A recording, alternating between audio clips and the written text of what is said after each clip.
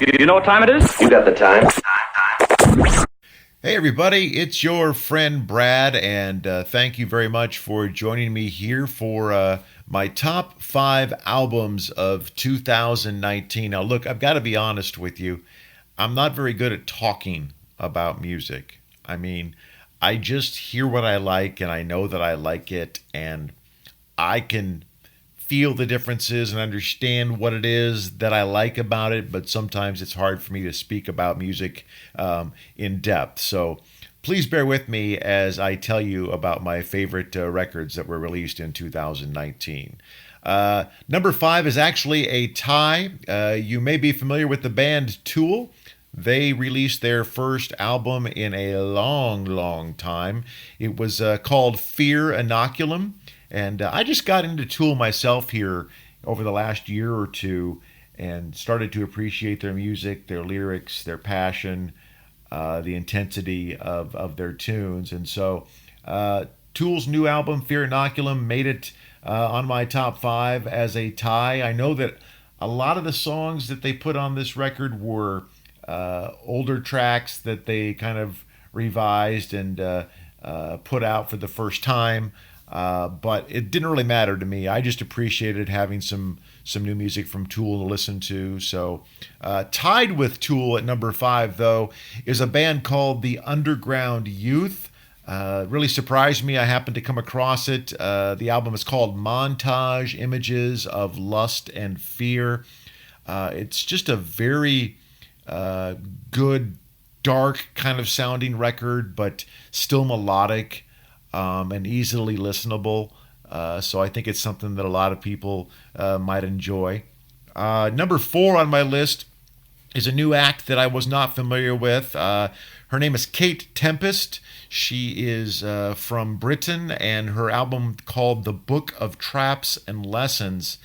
It didn't really hit me until after kind of reading about it a little bit that they describe her as kind of rap, and to me, it's more like poetry set to music, maybe like somewhat of a older Leonard Cohen type thing. So Kate Tempest in the Book of Traps and Lessons, one of the reasons why I liked it so much is it had this very artistic sense about it. And to me, like I said, it wasn't so much rap as it was her having something to say in spoken word, kind of a rhythmic form though, but some good music backing it up too. And I know that this album made it on some other people's tops of the year, and that tells me that what I heard about it and like about it is certainly fair game. And I have no idea what I'm even saying right now. Let's move on. Number 3 also was not familiar with this act. Mark Lanegan Band, Somebody's Knocking.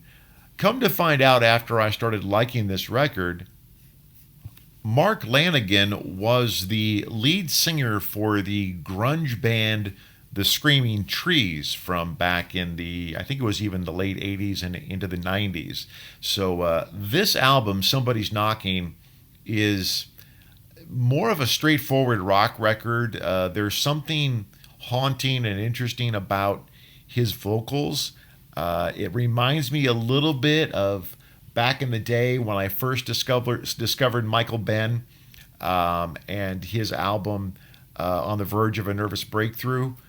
This isn't quite as intense or quite as exciting for me, but I still really liked it.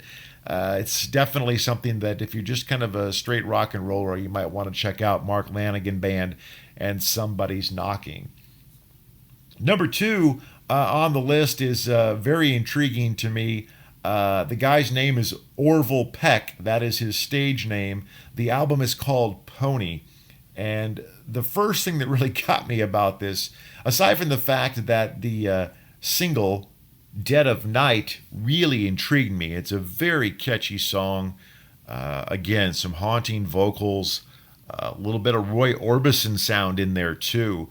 I saw the video, and it's this guy wearing this interesting mask and a cowboy hat, dressed up in a cowboy getup, and so it's kind of got this crossing of the Lone Ranger meets Kiss, meets Roy Orbison, and It's just really interesting music. It's kind of got this, I don't know, goth country sound to it, I guess maybe you could say. I really liked it. That's why it's my number two album of the year. Orville Peck, Pony. Really enjoyed it. So check it out. And my number one album of the year happens to be old music.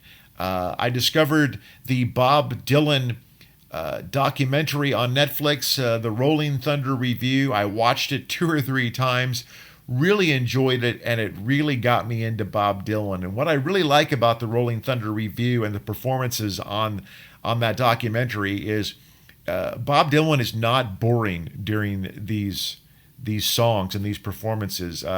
There's an intensity about him and in his voice that really grabs me and really started to make me appreciate Bob Dylan a lot more than I ever had before. So they did release an entire set of all the tracks and all the versions of the songs from the Rolling Thunder Review 1975 live, and I just really enjoyed it all year long. And there you have it. That's number one. And before I leave you for the day, let me give you some honorable mentions as we take you out here. Thanks for joining me, and stay tuned because I've got more best ofs coming up. Thank you. Oh, and don't forget to subscribe. Please don't forget to subscribe to my channel. I appreciate you being here.